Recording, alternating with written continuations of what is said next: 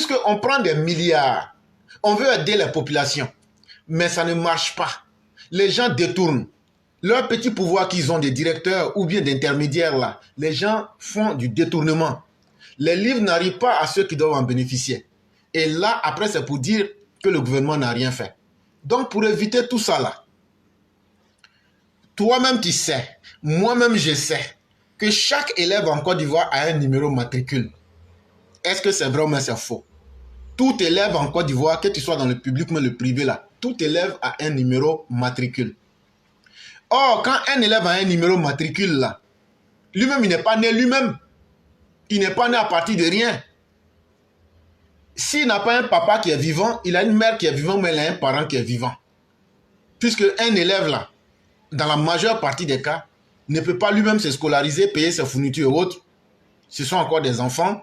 Et donc là, la personne qui est tutrice, ou bien si c'est un garçon, tuteur de l'enfant, ou bien parent légal, ou bien parent biologique, ou bien celui qui s'occupe de l'enfant, en cas où on dit l'enfant a un problème, celui qui s'occupe de l'enfant là, comme tout le monde a un téléphone aujourd'hui, avec un compte Orange Money, Move Money, MTN Money, ce que nous demandons au gouvernement là, fourniture et puis après ça devient un problème, il y a des coupeurs de route, tout ça là. Ce que nous demandons au gouvernement là, ils n'ont qu'à, à partir des numéros matricules de chaque élève là, on n'a qu'à mettre, si les fournitures là c'est 10 000, 20 000, 15 000 que le gouvernement veut donner là, à partir du moment où le numéro matricule est vrai, et qu'il y a un numéro de téléphone qui est lié à ça, s'il y a un compte Orange Money là, on n'a qu'à envoyer la valeur en argent là, par Orange Money, directement sur le numéro du parent, et on lui dit, voilà ce que le gouvernement t'a donné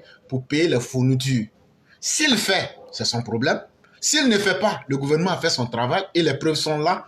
Maintenant, si dans certains cas, il n'y a pas de parents et qu'ils n'ont pas pu retirer l'argent, mais on récupère l'argent directement qui revient au compte du gouvernement.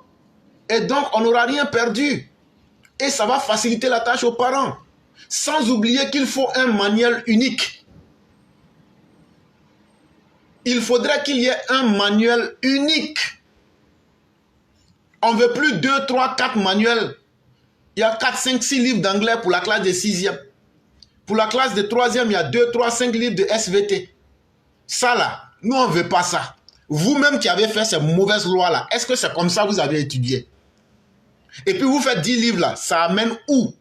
Le niveau est en train d'être désordonné, désorganisé chaque année.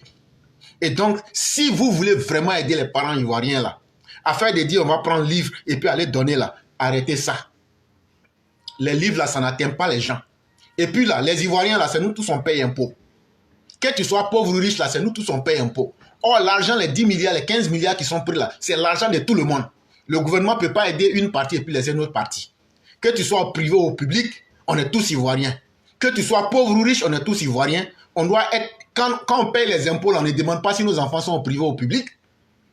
Et donc là, le bien du gouvernement qui doit être distribué, une fois que tu es un parent d'élève, tu dois être capable d'avoir ce que tu dois avoir en fonction du nombre d'enfants que tu as. Et donc ça, si les gens du ministère veulent travailler, voilà des propositions concrètes, claires, nettes. Et puis on va passer à autre chose.